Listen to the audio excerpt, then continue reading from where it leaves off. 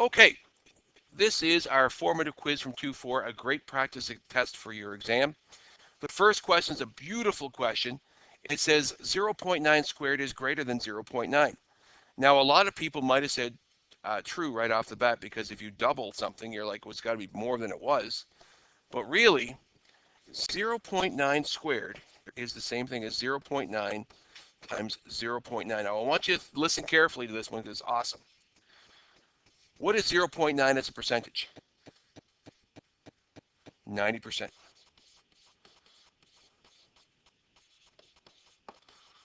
I want you to think about this for a second. Is it possible to have 90% of 90 cents be more than $1? No, because what's 100% of 90 cents? It's 90 cents. So you can't have a smaller percentage than all of it be greater than that which you started with, right? Does that make sense to everybody? That's how I used to start thinking about decimals. Decimal multiplied by decimal actually makes it smaller than what you started with, because it's less than 100% of whatever decimal you have, which will always be less than your starting amount. So regardless of that, we're going to say is less than. If I said this on the test, would you all agree that 90% of 90 cents is less than 90 cents? Yes. To me, this is an incredibly intelligent answer, because you didn't do any math. You just said it's impossible for that to be greater.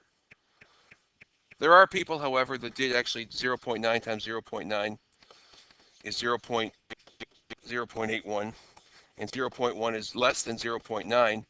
That's the work they showed, which is equally as good. No, not equally as good. It's still good, but what I highlighted in green is much more intelligent. Would you agree? Because you didn't do math. You just said, I know that can't be bigger. This is just saying, well, I don't know what the answer is, but if I work it out, it's that. And that's a smaller number than the other. So yeah, it's true. Or false. False, sorry. Question 2, a good estimation for 2.5 squared is 6. So 2.5, no matter how you do it, if you do 2.5 is close to 3, well, 3 squared is not 6. 3 squared is approximately equal to 9. So that's a false for that one. And if you actually round it down to this, you would say that 2 squared is 4. So either one of those is not 6. So therefore, the answer is false. A good estimation is either 9 or 4, but 6 is not a great estimation. Good calculation, but not a great estimation. Question 3, the perimeter of a square with an area of 30 meters squared is a larger number than its area. Well, this is a complex question. This actually requires you to do some thinking. So there's our square, and we're going to draw it perfectly with little lines on there so that all sides are the same. The next thing we're going to do is we're going to calculate what is the side length of that. Andrew, what is the side length of the square whose area is 30 meters squared, roughly?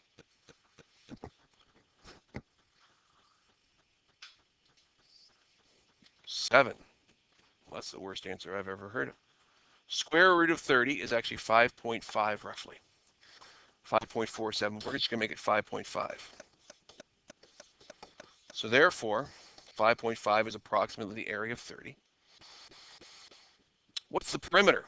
Well, the perimeter means the distance around the outside. So it's going to be 4 sides of 5.5, which is 22.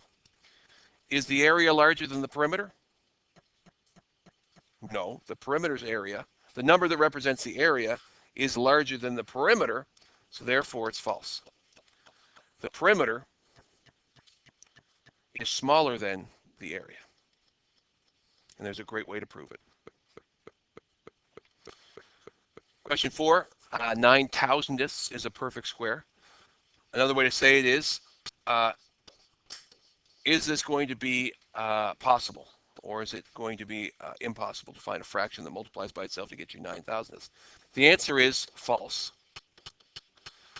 Because what fraction multiplied by itself is 9 over 1,000?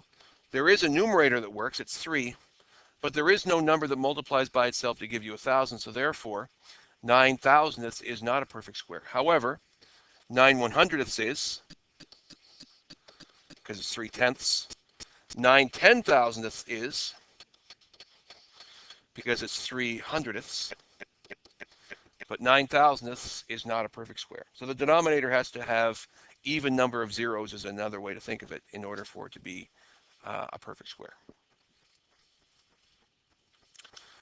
Question 5 says estimate the square root of 60/100ths. Show your reasoning with a number line. So if I put this down here and I say, well, the square root of 49/100ths, you should know by now, that's going to be 0.7. The square root of 0.64 is going to be 0.8. So wherever 0.60 fits on that number line is going to be what its square root is. And since it's pretty right around here, I'm going to guess it's 0.7, I want to say 77, but I also want to say it's 78. What'd you guys say? 0.77? 0.78? 78? All right, well, let's see. One of us is wrong. One of us is right. Decimal 6, square root. Oh, I'm wrong. 0.78 is a better guess. 0.78 is a better guess. But because I didn't use a calculator, and if you put 0.77 on your test, actually 0.77 and 0.76 are both really good guesses because I know you didn't cheat then. But if you put 0.78, then I know maybe you cheated and used a calculator. I'd rather a wrong guess that's close than a right guess that's right on because I think you cheated then. Question 6 is 6 1/4 a perfect square? Show why it is or isn't. So another way to say it is 6 1/4 a perfect square.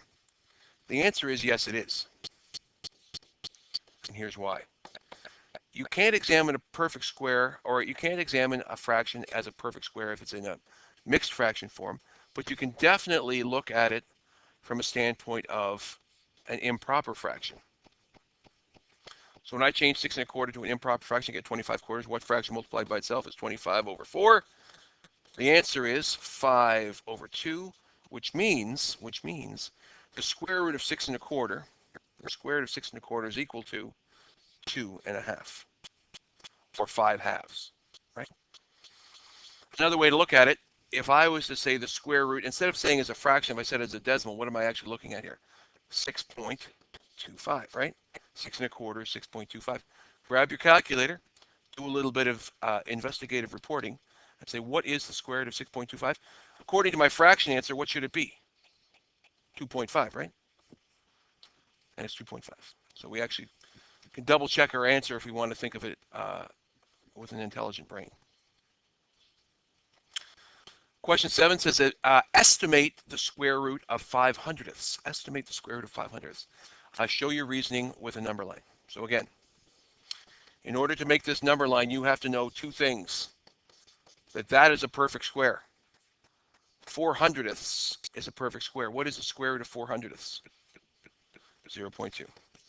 The next one over here is going to be the square root of 9/100ths, which is 0.3. Now that we have our number line, it's real simple. The dot goes approximately here. Kids that struggle are like, I can't think of a decimal between decimal 2 and decimal 3. Decimal 2.5? I don't know. Well, actually, yeah, kind of right. But if you put an extra 0 here, it helps your brain a lot. And then you can estimate that square root of 0.05 is approximately, I'm going to guess 0.22. I'm going to guess it because I really don't want to say 0.21. I don't think it's right. I'm going to go 0.22. And then I'm going to take a calculator and check. 0.05 square root. Yes, got one. That's one for the old guy.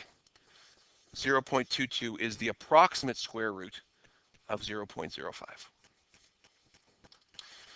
Is 4/10 a perfect square? Show why it is or isn't. How many of you said it is a perfect square? I would have if I didn't do any work, right? I'd be like, yeah, because 4 is a perfect square. So 4/10 got to be like decimal 2, right? Decimal 2 is probably the square root of decimal 4. But what you should have shown is that this is the same thing as 4/10. And there is no fraction that multiplies by itself to give you 4/10, and therefore it is not a perfect square. And that's all you really needed to show for your work too. 4/10 is 4/10. Now, obviously, if you just leap to a calculator and say, hang on, I'm just going to see if it's a perfect square, and you press that button, you quickly realize that 4/10 is an irrational number, not the square root of 4/10 is an irrational number. not a rational number. And that's the end of it. The end of it.